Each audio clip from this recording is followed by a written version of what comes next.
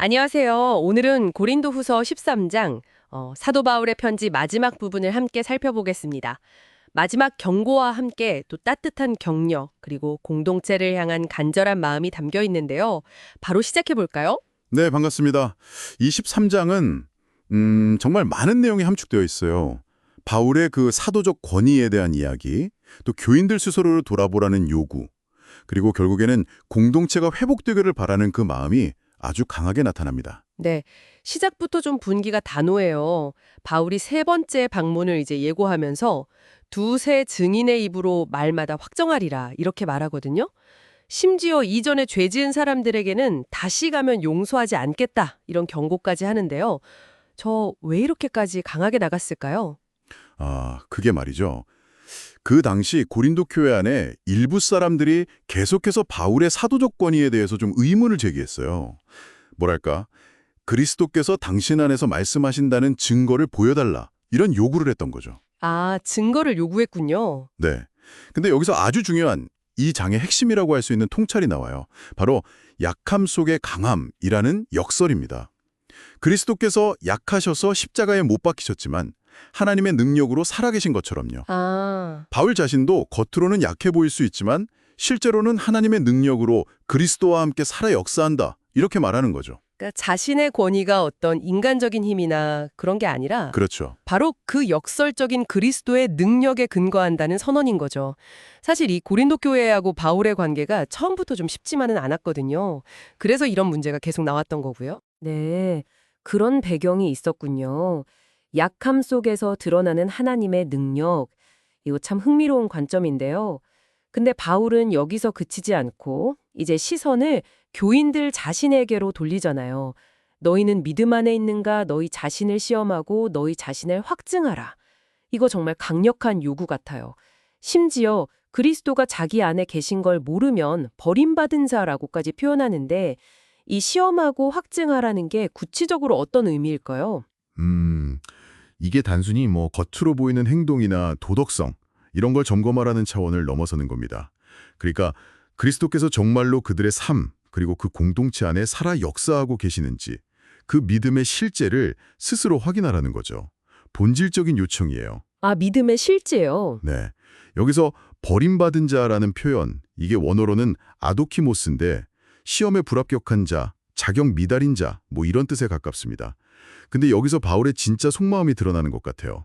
바울의 목표는 자신이 옳다는 걸 증명하는 게 아니었어요. 아, 그게 아니었군요. 네. 오히려 자신이 혹시 불합격자처럼 보이게 되더라도 고린도 교인들이 바로 서고 선을 행하는 것, 그걸 더 원했던 거죠. 아, 그래서 우리는 진리를 거슬러 아무것도 할 수 없고 오직 진리를 위할 뿐이다. 이런 말을 하잖아요. 그의 기준이 아주 명확하게 보이죠.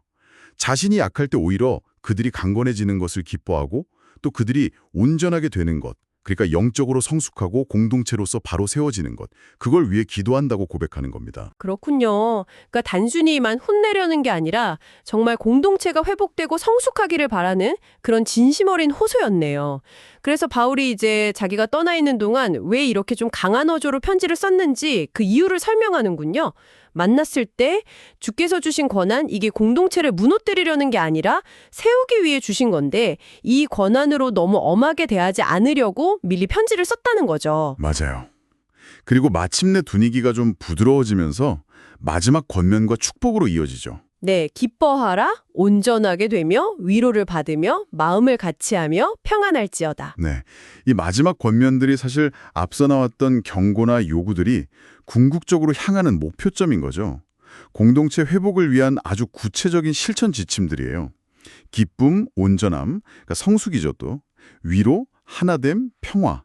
이것들을 추구할 때 사랑과 평강의 하나님께서 그들과 함께 하실 거라는 약속이 바로 뒤따라 나오고요. 아, 약속까지요? 네. 그리고 거룩한 입맞춤으로 문안하라는 권면도 나오는데 이것도 당시 문화 속에서는 공동체의 사랑과 일치를 보여주는 중요한 행위였거든요.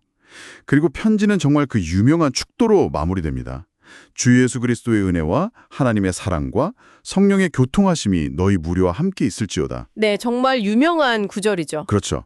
삼위일체 하나님의 그 풍성한 복이 공동체 전체에 임하기를 기원하는 이 축복은 교회가 무엇에 기초하고 또 무엇을 누려야 하는지를 아주 압축적으로 보여주는 강력한 메시지라고 할 수 있습니다. 오늘 고린도후서 13장을 쭉 살펴보니까 바울의 그 단호한 경고 속에도 사실은 고린도 교인들의 영적인 성장 또 공동체의 온전한 회복을 바라는 깊은 사랑과 간절함이 담겨 있다는 걸 다시 한번 확인하게 되네요.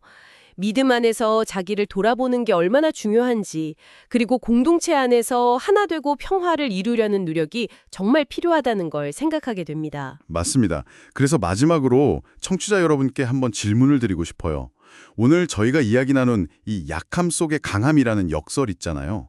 그리스도와 또 바울을 통해 나타난 이 원리가 오늘 여러분의 삶이나 신앙 여정에서는 혹시 어떻게 경험되고 있다고 느끼시나요? 그리고 또 바울이 보여준 것처럼 공동체나 관계 안에서 때로는 필요한 경고와 어떤 책임 추궁, 그런 책임의 부분과 또 궁극적으로 지향해야 할 회복과 용납이라는 은혜 사이에서 그 건강한 긴장감을 어떻게 유지하고 조화시켜 나갈 수 있을지 한번 깊이 생각해 보시는 것도 의미가 있을 것 같습니다.